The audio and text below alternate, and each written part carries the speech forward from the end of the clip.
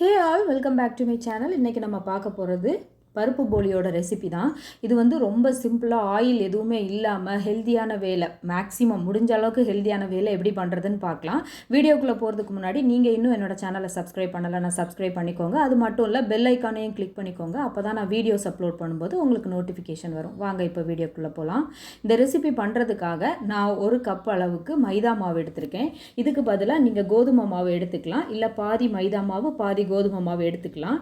கோதுமை மாவு போடும்போது என்ன ஆகும்னா கொஞ்சம் ஹார்டாக இருக்கும், அது மட்டும்தான். மற்றபடி வேறு பெரிய டிஃப்ரென்ஸ் எல்லாம் எதுவும் இருக்காது. இதில் கலருக்காக நான் இங்கே டர்மரிக் பவுடர் யூஸ் பண்ணுறேன். நீங்கள் கலர் பொடி யூஸ் பண்ணுறதா இருந்தால் பண்ணிக்கலாம், இல்லைனா குங்குமப்பூவை பாலில் கலந்து அந்த கலர் கூட நீங்கள் இதில் எடுத்துக்கலாம். அதுக்கப்புறமா இந்த மாவுக்கு தேவையான அளவு உப்பு, அப்புறம் 1 டேபிள் ஸ்பூன் அளவுக்கு நான் சுகர் எடுத்திருக்கேன். இது எல்லாத்தையும் போட்டுட்டு தேவையான அளவு தண்ணி, அதுக்கப்புறமா இதில் வந்து ஆயில் போட்டு மிக்ஸ் பண்ணுவாங்க. அதுக்கு பதிலாக நம்ம இங்கே நெய் போடுறோம். நான் 1 டீஸ்பூன் அளவுக்கு நெய் போட்டு இதையும் தண்ணி ஊற்றி சப்பாத்தி மாவு எப்படி பிணைவோம் அதே மாதிரி பிணையணும். முதல்ல கையில் ஒட்டி வாரது மாதிரி இருக்கும். நம்ம கொஞ்ச நேரம் பிணைஞ்சிட்டு இருக்கும்போது மாவு கரெக்டாக சப்பாத்தி மாவு பதத்துக்கு வந்துடும். ஸோ இப்போ வந்து ஃபஸ்ட்டு நம்ம குழச்ச உடனே ரெடி ஆகாது. ஒரு 10 மினிட்ஸ் பக்கம் ஆகும் இந்த மாவு கொஞ்சம் சாஃப்டாக பிணைஞ்சி எடுக்கிறதுக்கு. ஸோ கொஞ்சம் பொறுமையாக ஒரு 10 மினிட்ஸ் மாதிரி இந்த மாவை நல்லா பிணைஞ்சி எடுத்திங்கன்னா கையில் ஒட்டாமல் மாவு வரும். இப்போது இந்த வந்திருக்குல்ல, இந்த மாதிரி வரும். இதை நம்ம வந்து ஒரு 1 ஹவர் வந்து ஊற வைக்க போகிறோம். ஊற வைக்கும்போது என்ன பண்ண போகிறோன்னா, மேலே வந்து ஆயில் இல்லைன்னா கீ வந்து தடவி நம்ம ஊற வைக்கணும். இல்லைனா இது மேல் பகுதி மட்டும் என்ன ஆகும்னா ரொம்ப ட்ரை ஆகிடும். அதனால் நான் இங்கே கீ மட்டும் மேலே போட்டு அப்படியே பெரட்டி ஒரு 1 ஹவர் ரெஸ்ட்டுக்கு வைக்க போகிறேன். இது ரெஸ்ட்டுக்கு வைக்கிற அதே டைமில் நம்ம மீதி உள்ள இன்க்ரீடியன்ட்ஸ் எல்லாம் ரெடி பண்ணி வச்சிடலாம். மேலே நல்லா நெய் போட்டாச்சு. இப்போ இதை வந்து ஒரு பாத்திரத்தை வச்சு மூடி ஓரமாக வச்சிடலாம். இப்போது இதில் நான் 1 கிளாஸ் அளவுக்கு மாவு எடுத்தேன்ல, அதே கிளாஸில் 3/4 கிளாஸ் அளவுக்கு கடலைப்பருப்பு எடுத்திருக்கேன். இந்த கடலைப்பருப்பை டைரெக்டாக நம்ம க்ளீன் பண்ணி ஊற வச்சிடலாம். அப்படி இல்லைன்னா கொஞ்சம் ரோஸ்ட் பண்ணிவிட்டு நம்ம ஊற வைக்கும்போது அதோட டேஸ்ட் இன்னும் அதிகமாக இருக்கும். இப்போ இதை நம்ம ரோஸ்ட் பண்ணும்போது அது ரொம்ப ப்ரௌன் ஆகணும், ரொம்ப க்ரன்ச்சி ஆகணும், அந்த மாதிரியெல்லாம் தேவை கிடையாது. நம்ம அதோட பச்சை வாசனை நல்லா போகணும், அவ்வளோதான். ஒரு 3 to 4 மினிட்ஸ் நல்லா ஃப்ரை பண்ணும்போது அது நல்லா அதோட பச்சை வாசனை எல்லாம் போயிடும். அப்போ வந்து நம்ம சமைக்கும்போது அது இன்னும் கொஞ்சம் கூட ஈஸியாக இருக்கும். நம்ம டைரெக்டாக ஊற வைக்கும்போது என்ன ஆகும்னா, சில டைம் குக்கரில் வேக வைக்கும்போது 4 விசிலில் வேக வேண்டிய பருப்பு வந்து சில டைம் 6 விசில் 7 விசில் வச்சா கூட சரியாக குக் ஆகாது. அதனால நம்ம இப்படி ஊற வச்சு பண்ணும்போது நமக்கு பருப்பு வந்து ஃபுல்லாமே ஈவனாக குக் ஆகி கிடைக்கும். ஸோ இதில் வாசத்துக்காக நம்ம வந்து சுக்கு, ஏலக்காய், அதுக்கப்புறம் ஜாதிக்காய் இருக்குல்ல, ஜாதிக்காயில் ஒரு சின்ன பீஸு, இது இவ்வளோத்தையுமே இதுக்கு கூட கொஞ்சம் சுகர் போட்டு நம்ம அரைச்சி எடுத்துக்க போகிறோம். இது போடாமல் அரைக்கும் போது சரியாக அரையாது. அதனால தான் பார்த்திங்கன்னா தெரியும், நல்லா பவுடர் ஆயிடுச்சு சுகர் நம்ம ஆட் பண்ணதுனால. ஸோ இதை வந்து அரிச்சு எடுக்கணுன்னா அரிச்சு எடுத்துக்கலாம், அப்படி இல்லைனா டைரெக்டாக நம்ம யூஸ் பண்ணிக்கலாம். இதை நான் மூடி வச்சிடுறேன், இல்லைனா வாசம் போயிடும்ல. அதனால் இப்போது 1/2 கப் அளவுக்கு துருவின வெல்லம் வந்து நம்ம உருக்கி எடுக்க போகிறோம். இது உருக்காமையே நம்ம பண்ணலாம், ஆனால் உருக்கி எடுக்கும்போது நம்ம அரிச்சு எடுத்தோன்னா அதில் மண் தூசி ஏதாவது இருந்தால் போயிடும்ல. அதனால தான் இந்த வெல்லத்துக்கு பதிலாக நீங்கள் நார்மலான ஒயிட் சுகர் யூஸ் பண்ணிக்கலாம், நாட்டு சர்க்கரை யூஸ் பண்ணிக்கலாம், இல்லை கருப்பட்டி யூஸ் பண்ணிக்கலாம், எதுனாலும் ஓகே தான். ஆனால் அதில் தூசி எதுவும் இல்லைன்னு உங்களுக்கு கன்ஃபார்மாக இருந்துச்சுன்னா மட்டும் டைரெக்டாக யூஸ் பண்ணுங்கள். அப்படி இல்லைன்னா இந்த மாதிரி மெல்ட் பண்ணி அரிச்சிட்டு அதுக்கப்புறமா யூஸ் பண்ணுங்கள். இந்த பாகு காய்க்கும் போது இதுக்கு கம்பி பதம்லாம் தேவை கிடையாது, இந்த பதத்தில் இருக்கணும் அப்படியெல்லாம் கிடையாது. இது நல்லா உருகுனதுக்கப்புறமா அரிச்சு எடுக்கணும், அவ்வளோதான். ஸோ எனக்கு நல்லா உருகிருச்சு. ஒரு 2 நிமிஷம் வச்சுட்டு அதுக்கப்புறம் நம்ம இதை அரிச்சு எடுத்து மாற்றி வச்சிடலாம். ஒரு கிளாஸில் ஃபில்ட்ரு பண்ணிக்கலாம். நம்ம ஃபில்டர் பண்ணி பார்க்கும்போதே தெரியும் அது மேலே எவ்வளோ மண் இருக்குது, தூசி இருக்குது அப்படின்றது. ஸோ அது மட்டும் பார்த்துக்கோங்க. மற்றபடி நீங்கள் உங்கள்கிட்ட நாட்டு சர்க்கரை கரெக்டாக தான் இருக்குது, அதில் தூசி எதுவும் இல்லைன்னு இருந்துச்சுன்னா இந்த ப்ராசஸை வந்து நீங்கள் ஸ்கிப் பண்ணிக்கலாம். இந்த ஸ்டெப் வேணும். கரெக்டாக நம்ம இப்போ மாவு பிணைஞ்சி வச்சு கரெக்டாக அடுத்தடுத்து வேலை செஞ்சுட்டு இருக்கும்போது ஒன்று முடிய நமக்கு அந்த டைமிங் வந்து கரெக்டாக இருக்கும். ஸோ இப்போ இந்த பருப்பை வந்து 20 நிமிஷம் ஆயிடுச்சு. இதை குக்கருக்கு மாற்றிக்கிறேன். குக்கருக்கு மாற்றி நான் 3/4 கிளாஸ் பருப்புக்கு 2 கிளாஸ் தண்ணி ஊற்றிருக்கேன். ஏன்னா சில டைம் தண்ணி கம்மி ஆயிடுச்சுன்னா கரிஞ்சு போயிடும்ல, அதனால அடி பிடிச்சிரும். அதனால் தண்ணி ஊற்றி சால்ட் எதுவுமே நான் இப்போ போடலை. இதை வந்து 4 விசிலுக்கு வந்து நல்லா குக் பண்ணி எடுக்க போகிறோம். குக் பண்ணி எடுத்து நான் இதை ஆற வச்சு எடுத்திருக்கேன். இதை வந்து நம்ம மிக்ஸி ஜாரில் மாற்றி அரைச்சி எடுக்கணும். இப்போ நம்ம ஆறுறதுக்கு முன்னாடி மிக்ஸி ஜாரில் மாற்றினோன்னா சில டைம் ஜார் வெடிக்கிறதுக்கான சான்ஸ் இருக்குது. அதனால் நல்லா ஆறின பிறகு அரைச்சி எடுத்துக்கோங்க. இப்போ ஒரு பாத்திரத்தை அடுப்பில் வச்சு அதில் கொஞ்சமாக நெய் ஆட் பண்ணிக்கலாம். நான் இங்கே வந்து 2 டேபிள் ஸ்பூன் அளவுக்கு எடுத்திருக்கேன். இந்த நெய் நல்லா உருகுனதுக்கப்புறமா இதில் கொஞ்சமாக ஜீரக பொடி, அதுக்கப்புறமா இந்த ஏலக்காய் பொடியெல்லாம் நம்ம பொடிச்சு வச்சுருந்தோம்ல அதையும் சேர்த்து இதை நல்லா இதோட பச்சை வாசனை போகிற மாதிரி லைட்டாக அந்த நெய்யில் லேசாக ரோஸ்ட் பண்ணிக்கலாம். நம்ம இது பண்ணும்போது கண்டிப்பாக அடுப்பு வந்து சிம்மில் தான் இருக்கணும். இல்லை ஹையில் இருந்துச்சுன்னா கரிஞ்சு போயிடும், நம்ம பண்ணதெல்லாம் வீணாயிரும். அதனால் சிம்மில் வச்சு இதை பண்ணுங்கள். இதோட பச்சை வாசனை லேசாக போனதுக்கப்புறமா நம்ம அரைச்சி வச்சுருக்கிறோம்ல கடலைப்பருப்பு, அதை வந்து இதில் ஆட் பண்ணிக்க போகிறோம். கடலைப்பருப்பையும் இதில் ஆட் பண்ணி இப்போ இதை வந்து இன்னும் நம்ம வந்து பருப்பை ஆட் பண்ணி இதுக்கப்புறமா வெல்லம் வந்து நம்ம காய்ச்சி ஆற வச்சுருந்தோம்ல அதோட பாகையும் வந்து நம்ம இதில் சேர்த்துக்க போகிறோம். அதையும் சேர்த்து நல்லா மிக்ஸ் பண்ணி விட்டுருங்க. இது எப்படின்னா இந்த கடலைப்பருப்பு இந்த தண்ணியில் நல்லா மிக்ஸ் ஆகணும். ஒரு மாதிரி தனித்தனியாக இல்லாமல் ரெண்டும் ஒன்றா ஆகணும். அந்த அளவுக்கு நல்லா மிக்ஸ் பண்ணி விட்டுருங்க. இது கொஞ்சம் டைம் ஆகும், பொறுமையாக பண்ணுங்கள். இதோ பாருங்கள் இந்த மாதிரி. இப்போ பார்த்திங்கன்னா ரொம்ப லிக்யூடாக இருக்கிற மாதிரி இருக்கும். இப்போ இதை நம்ம வற்ற வச்சு ஒரு அல்வா பதம் வார அளவுக்கு நம்ம இதை வந்து ட்ரை பண்ணி எடுக்கணும். இந்த டைமு உங்களுக்கு சுகர் எல்லாம் கரெக்டாக இருக்கான்னு செக் பண்ணி பார்த்துக்கோங்க. உங்களுக்கு எக்ஸ்ட்ரா சுகர் தேவைப்படுது, இனிப்பு தேவைப்படுது அப்படின்னா நீங்கள் ஒன்று நாட்டு சர்க்கரை இதில் ஆட் பண்ணிக்கலாம். அப்படி இல்லைன்னா ஒயிட் சுகர் ஆட் பண்ணிக்கலாம். இல்லைன்னா கொஞ்சம் கூட பாகு காய்ச்சி நீங்கள் இதில் ஆட் பண்ணுற மாதிரி இருக்கும். ஸோ ஆட் பண்ணி இதை நல்லா மிக்ஸ் பண்ணி எடுத்துக்கோங்க. பொதுவாக இந்த போலி வந்து பாயாசத்துக்கு கூட தான் கொடுப்பாங்க. எங்கள் ஊர்லெலாம் வந்து கல்யாண வீட்டிலலாம் இது முன்னாடி கொடுப்பாங்க.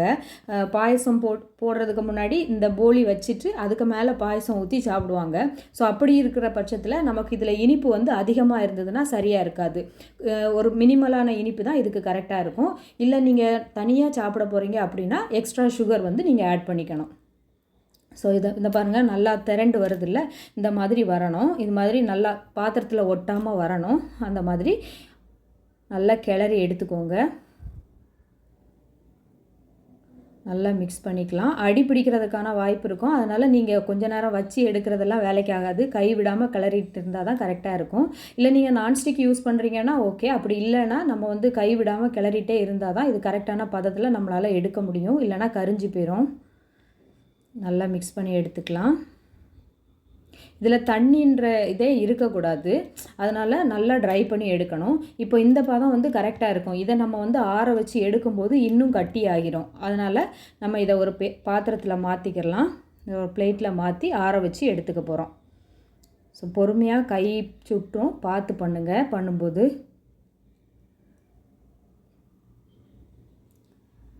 எல்லாத்தையும் கொஞ்சம் கொஞ்சமாக மாற்றி எடுத்துக்கலாம். இப்போ அடுத்தது நிறைய ஃபெஸ்டிவல் சீசன்லாம் ஸ்டார்ட் ஆக போகுது. ஸோ உங்கள் வீட்டில் நீங்கள் பாயசம்லாம் பண்ணுறீங்கன்னா பாயசத்துக்கு கூட சாப்பிட்றதுக்கு இது கண்டிப்பாக ட்ரை பண்ணி பாருங்கள். சூப்பராக இருக்கும். இது எப்படின்னா மேலே நீங்கள் தொட்டு பார்த்தீங்கன்னா அப்படியே பட்டர் மாதிரி இருக்கும். அந்த அளவுக்கு ஸ்மூத்தாக இருக்கும். ஸோ இப்போ வந்து இதை நம்ம ஆற வச்சு எடுத்துட்டோம். ஆற வச்சதுக்கப்புறம் பார்த்திங்கன்னா கையில் ஒட்டவே ஒட்டாது. நம்ம பிணைஞ்சி இப்படி எடுக்கும்போது கையில் வந்து ஒரு ட்ராப்பு கூட ஒட்டாது. அந்த அளவுக்கு வரும். இப்போது நம்ம கையில் உங்களுக்கு தேவைன்னா நெய் போட்டுக்கலாம். இது வந்து கையில் ஒட்டாமல் தான் வரும். அதனால் பரவாயில்ல. இதை வந்து நமக்கு சின்ன சின்ன உருண்டையாக பிடிச்சி மாற்றி எடுத்து வச்சுக்கலாம். பாருங்கள் இந்த மாதிரி ரோல் பண்ணி வச்சுக்கணும். அப்போ தான் நம்ம வந்து மாவுக்கு கூட ரோல் பண்ணுறதுக்கு கரெக்டாக இருக்கும். இல்லைனா ஒவ்வொன்றையும் மாற்றி மாவில் கை வச்சு அப்புறம் வந்து இந்த பருப்பு இதில் கை வச்சு வரும்போது சில டைம் அந்த மாவுக்கு வெளியிலலாம் ஒட்டி இருக்கும். நம்மளால் திரட்டுறதுக்கு வராது. அதனால் முதல்ல இதை பால் பிடிச்சி வச்சுருங்க. கொஞ்சம் கொஞ்சமாக சின்ன சின்ன பாலாக உருட்டி எடுத்துக்கோங்க. இந்த பால் எவ்வளோ சைஸில் உருட்டுறோமோ அதை பொறுத்து தான் நமக்கு போலியோட சைஸ் வரும். இதை குட்டி குட்டியாக நம்ம உருட்டினோன்னா போலி சின்ன சின்னதாக வரும். கொஞ்சம் பெருசாக உருட்டினோன்னா போலி பெருசாக வரும். ஸோ அதுக்கேற்ற மாதிரி நீங்கள் பண்ணிக்கணும். இப்போது மாவும் நல்லா ஊறிடுச்சு, நல்லா ரொம்ப சாஃப்ட் ஆகிடுச்சு. இப்போது இதிலேருந்து கொஞ்சம் மாவை எடுத்து அதை இந்த மாதிரி கொஞ்சம் கொஞ்சமாக விரித்து எடுத்து இதுக்கு உள்ளாடி நம்ம அந்த பருப்போட உருண்டை பண்ணி வச்சுருக்கோம்ல அதை வச்சு அதை இந்த மாவு வச்சு க்ளோஸ் பண்ணணும். இதை பாருங்கள், இப்படி வச்சு இதை எடுத்து உள்ளே வச்சு அப்படியே மாவை 2 சைடும் இழுத்து எடுத்து ஒட்டி வச்சோன்னா கரெக்டாக இது அப்படியே உள்ளே செக்யூர் ஆயிரும். இப்போது இதை நம்ம நல்லா ரோல் பண்ணி எடுத்துக்க போகிறோம். இதோ இந்த மாதிரி நல்லா உருட்டி எடுத்துக்கணும்.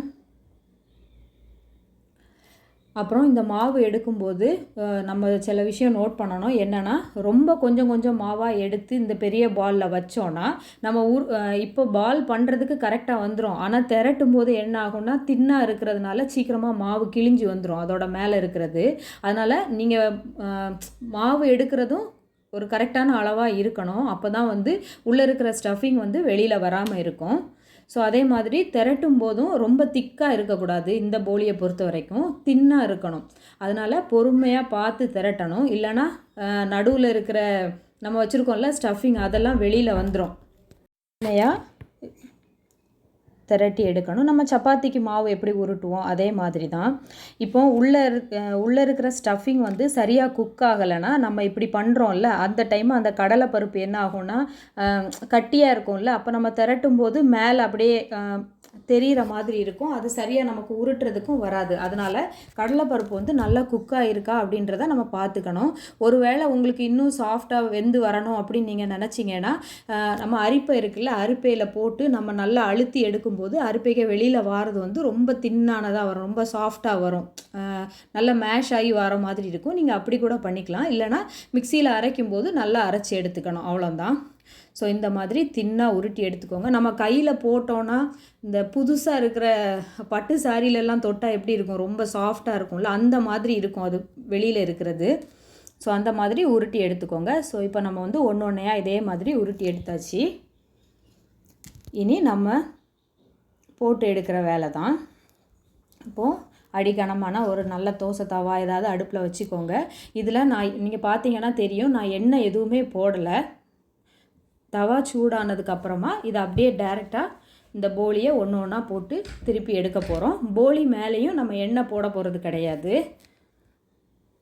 அதே மாதிரி நம்ம இப்போ மாவில் முக்கி திரட்டி எடுக்கிறோம்ல அந்த டைமு நிறையவும் மாவில் நீங்கள் நிறைய ட்ரை மாவும் யூஸ் பண்ணக்கூடாது. அப்படி பண்ணுனா நம்ம தோசைக்கல்லில் போட்டு எடுக்கும்போது கரிஞ்சிரும். அதனால் அதையும் பார்த்துக்கோங்க. இப்போ கல் மீடியம் ஹீட்டில் இருக்கணும், ரொம்ப ஹை ஹீட்லேயும் இருக்கக்கூடாது, மீடியம் ஹீட்டில் இருக்கணும். இப்போ நம்ம போட்டுட்டு இப்போ மேலே பார்த்தீங்கன்னா சின்ன சின்னதாக பபிள் மாதிரி வரும். சப்பாத்தி எல்லாம் சுடும்போது சில டைம் வரும்ல மேலே, அதே மாதிரி பொங்கி பொங்கி வரும். அது வரும்போது நம்ம அடுத்த பக்கத்துக்கு மாற்றி போட்டுக்கணும், அவ்வளோதான். இதை சும்மா திருப்பி திருப்பி போட்டுகிட்டே இருக்கணும்னு கிடையாது. ஒன்ஸ் அது மேலே அந்த பபிள் வர ஸ்டார்ட் ஆகிடுச்சுன்னா அடுத்த பக்கம் திருப்பி போடணும், அவ்வளோதான். நமக்கு போலி ரெடி ஆயிரும். ஸோ இந்த மாதிரி மாவு இருக்குல்ல, இதை வந்து நீங்கள் டிஷ்யூ பேப்பரோ இல்லைனா ஒரு துணியோ வச்சு அதை மட்டும் தொடச்சி எடுத்துருங்க, அவ்வளோதான்.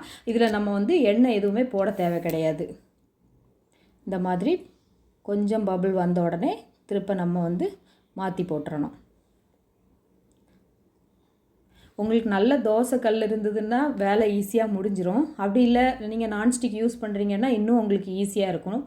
ஸோ இந்த மாதிரி நான் வந்து மாவு இருக்கிறத லைட்டாக டஸ்ட் பண்ணி விடுவோம்ல அந்த மாதிரி மட்டும் விட்டுட்டு மறுபடி போட்டு எடுக்கிறது தான், அவ்வளோதான். ரொம்ப சிம்பிள் தான். வீட்டில் கண்டிப்பாக ட்ரை பண்ணி பாருங்கள். பாயசம் கூட சூப்பராக இருக்கும், கட்டாயம் ட்ரை பண்ணி பாருங்கள். இந்த வீடியோ உங்களுக்கு பிடிச்சிருக்கும்னு நினைக்கிறேன். பிடிச்சிருந்துச்சுன்னா என்னோடய சேனலை மறக்காமல் சப்ஸ்கிரைப் பண்ணிடுங்க. இந்த வீடியோ பிடிச்சிருந்துச்சுன்னா லைக் பண்ணவும் மறந்துடாதீங்க. தேங்க்யூ ஃபார் வாட்சிங்.